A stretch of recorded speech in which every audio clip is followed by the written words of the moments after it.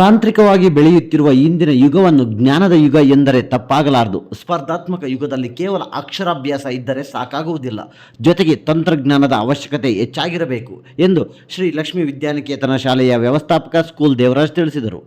ಶಿಡ್ಲಘಟ್ಟ ತಾಲೂಕಿನ ಚಿಕ್ಕದಾಸರಹಳ್ಳಿಯ ಶ್ರೀ ಲಕ್ಷ್ಮೀ ವಿದ್ಯಾನಿಕೇತನ ಶಾಲೆಯಲ್ಲಿ ಹಮ್ಮಿಕೊಂಡಿದ್ದ ಸೈನ್ಸ್ ಎಕ್ಸ್ಪೋ ಪ್ರದರ್ಶನ ಮತ್ತು ಹಳೆಯ ವಿದ್ಯಾರ್ಥಿಗಳ ಸಮ್ಮೇಳನ ಕಾರ್ಯಕ್ರಮವನ್ನು ಉದ್ಘಾಟಿಸಿ ಮಾತನಾಡಿದರು.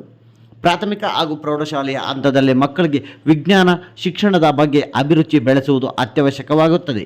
ಇಂದಿನ ಮಕ್ಕಳ ಜ್ಞಾನಾರ್ಜನೆಗೆ ತಕ್ಕಂತೆ ತಂತ್ರಜ್ಞಾನದ ಅವಶ್ಯಕತೆಯನ್ನು ಹಾಗೂ ಅದರ ಉಪಯೋಗವನ್ನು ಮತ್ತು ಅವುಗಳ ಪ್ರಾಯೋಗಿಕತೆಯನ್ನು ತಿಳಿಸಿಕೊಡುವ ನಿಟ್ಟಿನಲ್ಲಿ ಆಯೋಜಿಸಿದ್ದ ಸೈನ್ಸ್ ಎಕ್ಸ್ಪೋ ಪ್ರದರ್ಶನ ಮಕ್ಕಳ ಪ್ರತಿಭೆ ಅನಾವರಣಕ್ಕೊಂದು ಉತ್ತಮ ವೇದಿಕೆಯಾಗಿತ್ತು ಎಂದರು. ನಮ್ಮ ಶಾಲೆಯು ಗ್ರಾಮೀಣ ಪ್ರದೇಶದಲ್ಲಿ ಇರುವುದರಿಂದ ಇಲ್ಲಿನ ವಿದ್ಯಾರ್ಥಿಗಳು ತುಂಬ ಚೆನ್ನಾಗಿ ಕಾರ್ಯಕ್ರಮದಲ್ಲಿ ಪಾಲ್ಗೊಂಡು ತಮ್ಮ ಪ್ರತಿಭೆಗಳನ್ನು ಅನಾವರಣಗೊಳಿಸಿದ್ದು ಮನಸ್ಸಿಗೆ ತುಂಬ ಸಂತೋಷವನ್ನು ಉಂಟು ಮಾಡಿದೆ ಎಂದು ತಿಳಿಸಿದರು. 2012ರಿಂದ 2025ರವರೆಗೆ ಕಲಿತಂತಹ ಹಳೆಯ ವಿದ್ಯಾರ್ಥಿಗಳು ತಾವು ಓದಿದ ಶಾಲೆಗೆ ಪುನಃ ಬಂದು ತಮ್ಮ ಶಿಕ್ಷಣದ ಅನುಭವಗಳನ್ನು ಹಂಚಿಕೊಂಡರು. ಇದೇ ಸಂದರ್ಭದಲ್ಲಿ ಅವರಿಗೆ ಪಾಠ ಮಾಡಿದಂತಹ ಗುರುಗಳಿಗೆ ಸಹ ಅಭಿನಂದನೆಗಳನ್ನು ಸಹ ವ್ಯಕ್ತಪಡಿಸಿದರು. ಇತ್ತೀಚೆಗೆ ನಡೆದ ಚೀಮೂಲ್ ಚುನಾವಣೆಯಲ್ಲಿ ಜಯಶೀಲರಾದ ನಿರ್ದೇಶಕರನ್ನು ಆಡಳಿತ ಮಂಡಳಿ ಸನ್ಮಾನಿಸಿ ಗೌರವಿಸಲಾಯಿತು. ಈ ಸಂದರ್ಭದಲ್ಲಿ ಚೀಮೂಲ್ ನಿರ್ದೇಶಕರಾದ ಉಜ್ಗೂರು ರಾಮಣ್ಣ, ಬಂಕ್ ಮುನಿಯಪ್ಪ, ಕೃಷ್ಣಾರೆಡ್ಡಿ, ಶಾಲೆಯ ಸಿಬ್ಬಂದಿ ಹಾಗೂ ವಿದ್ಯಾರ್ಥಿಗಳು, ಪೋಷಕರು ಪಾಲ್ಗೊಂಡಿದ್ದರು. ಇವತ್ತು ಈ ಬಿಲ್ಡಿಂಗ್ ನೋಡ್ಬಿಟ್ಟು ಫೋಟೋ ಹಾಕ್ಬಿಟ್ರೆ ಕಲರ್ ಯಾವ ಕಲರ್ ಬೇಕಂತ ಯಾರು ಮನೇಲಿ ಬಾಗಿಲು ಹೋಗ್ಬಿಡ್ತೀನಿ ನಾನು ಒಂದು ಹಾಫ್ ಹಾಕ್ಬಿಟ್ರೆ ನೀಟಾಗಿ ಕೊಟ್ಬಿಡ್ತಾರೆ. ಇವತ್ತು ಅಂದ್ರೆ ಇವತ್ತು ಅಷ್ಟು ಟೆಕ್ನಾಲಜಿ ಮುಂದುವರೆದ್ರೆ ಇವತ್ತೇನು ಒಂದು 100 ಮಕ್ಕಳು ಹಳೆಯ ವಿದ್ಯಾರ್ಥಿಗಳು ಬಂದಿದ್ದೀರಿ. ಜೊತೆಯಲ್ಲಿ ಏನು ಎಜುಕೇಶನ್ ಜೊತೆ A1 ಜೊತೆ ಹೋಗಿಲ್ಲ ಅಂದ್ರೆ ನೀವು ಫ್ರೆಂಡ್ಸ್ ಹತ್ರ ಹೋಗಿ ಕೇಳ್ಕೊಬೇಕಾದ್ರು. ನೀವು ಬುಕ್ಸಲ್ಲಿ ಮಾತ್ರ ಓದ್ಕೊಂಡು ಹೋಗ್ತಾ ಇದ್ರೆ ಮತ್ತೆ ನೆಕ್ಸ್ಟ್ ಯಾರಪ್ಪ A1 ಯಾಕೆ ಕಲ್ತಾರೆ ಅದ್ರ ಜೊತೆಯಲ್ಲಿ A1 ಅನ್ನೋದು ಏನು ಅಂತ ಇದೇನಿಲ್ಲ, ಅದು ಒಂದು ಸಬ್ಜೆಕ್ಟ್ ಅಂದ್ಕೊಂಡು ಜೊತೆಯಲ್ಲಿ ಕಲ್ಕೊಂಡೋಗಿ. ಯಾಕಂದ್ರೆ ಮುಂದಿನ ದಿನಗಳಲ್ಲಿ ನಾನು ಒಂದು ಶಾಲೆ ನಡೆಸೋರು ಹೇಳ್ಬೋದು, ನಾಳೆ ಬೆಳಗ್ಗೆ ಏನಾದರೂ ಶಾಲೆಗಳು ಇರ್ತಾವಂದ್ರೆ ಒಬ್ಬ ವಿದ್ಯಾಭ್ಯಾಸಕ್ಕೋಸ್ಕರ ಇರಲ್ಲ, ಮಕ್ಕಳು ಕೆಟ್ಟದ್ದು ಕಲಿಯಬಾರ್ದು ಅಂತೇಳಿ ಸ್ಕೂಲ್ ಕಳಿಸ್ತಾರೆ ಮನೆಬೇಡ. ಯಾಕಂದ್ರೆ ಇವತ್ತು ಅಷ್ಟು ಟೆಕ್ನಾಲಜಿ ಬರ್ತದೆ, ಟೀಚರ್ಸೇ ಬೇಕಾಗಲ್ಲ ಮುಂದಿನ ದಿನಗಳಲ್ಲಿ. ಮಕ್ಕಳು ಏನು ಕಲಿಸ್ತಾರೆ ಅಂದ್ರೆ ಒಂದು ಕಲ್ಚರ್ ಕಲಿಯಬೇಕು, ಒಂದು ಸಂಸ್ಕಾರ ಕಲಿಯಬೇಕು, ಮಕ್ಕಳು ಕೆಡಬಾರ್ದಂತ ಸ್ಕೂಲ್ ನಡೆಸೋಕೆ ಬರ್ತದೆ. ಇನ್ನೊಂದು 10 ವರ್ಷದಲ್ಲಿ ಅಷ್ಟು ಟೆಕ್ನಾಲಜಿ ಮುಂದುವರ್ತಾ ಇದೆ. ಹಂಗಾಗಿ ನಾವು ಏನು ದೈವಭಕ್ತಿ ಜೊತೆಯಲ್ಲಿ ಸೈನ್ಸು ಮುಂದುವರಿಸ್ಕೊಂಡು ಜೊತೆಲಿ ಹೋಗ್ಬೇಕು.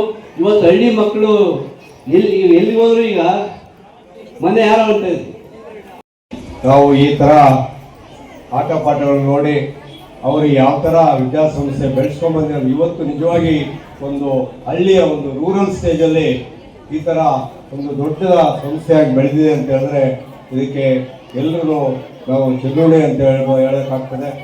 ಯಾಕಂದ್ರೆ ಬಹಳ ರೂರಲ್ ಸ್ಟೇಜಲ್ಲಿ ಈ ತರ ಕ್ಲಾಸಸ್ ನಡೆಸೋದು ಮತ್ತು ಸ್ಕೂಲ್ ನಡೆಸೋದು ಬಹಳ ಕಷ್ಟ.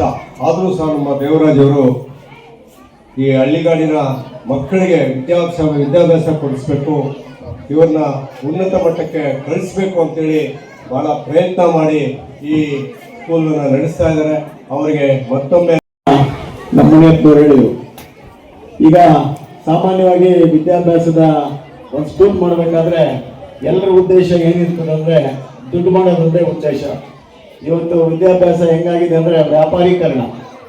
ಈ ವ್ಯಾಪಾರೀಕರಣ ಸಿಟಿಗಳಲ್ಲಿ ಬಹಳ ಬೃಹತ್ ಆಕಾರವಾಗಿ ಬೆಳೀತಾ ಇದೆ. LKG ಮಕ್ಕಳಿಂದ ಹಿಡಿದು ಎಲ್ಲ ವರ್ಗದ ಮಕ್ಕಳಿಗೆ ಕೂಡ LKG ಒಂದು ಮಗು ತರಿಸ್ಬೇಕಾದ್ರೆ ಲಕ್ಷಾಂತರ ರೂಪಾಯಿ ದುಡ್ಡು. ಆಮೇಲೆ 2 ವರ್ಷ 3 ವರ್ಷ ಮೊದಲೇ ಅಡ್ವಾನ್ಸ್ ಆಗಿ, ಇನ್ನು ಮಗು ಊಟಕ್ಕೆ ಮೊದಲೇ ಹೆಂಡತಿ ಗಂಡ ಮದುವೆ ಆಗಿದ ತಕ್ಷಣ ಬುಕ್ ಮಾಡ್ತಾರೆ, ನನಗೊಂದು LKGಗೆ ಅಥವಾ ನನ್ನ ಮಗುಗೊಂದು ಸೀಟ್ ಬೇಕು ಅಂತ. ಕಾರಣ ಏನಂದ್ರೆ ಇವತ್ತು ಎಜುಕೇಷನ್ಗೆ ಅಷ್ಟೊಂದು ಪ್ರಾತಿನಿಧ್ಯ ಇದೆ. ಅಲ್ಲಿ ಎಜುಕೇಷನ್ಗೆ ಹೋಗೋದು ಹೆಂಗೆ ಅಂದರೆ ಒಬ್ಬ ಹೆಂಡತಿ ಗಂಡ ಒಂದು ಕೆಲಸನೋ ಅಥವಾ ಮನೆಯಲ್ಲೋ ಇದ್ದರೆ ಆ ಮಗು ವಿದ್ಯಾಭ್ಯಾಸ ಕೊಡಿಸೋದೇ ಒಂದು ದೊಡ್ಡ ಕೆಲಸ.